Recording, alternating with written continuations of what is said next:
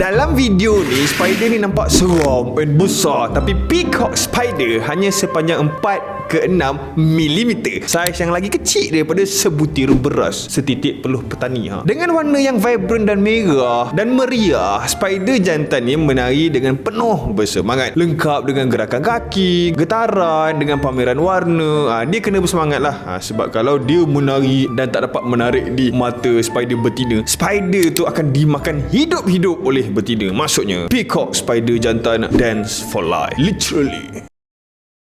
Banyak ke dapat? Setelah menyelam selama sejam, ini yang aku dapat. Apa tu? Surat cinta untuk Stella.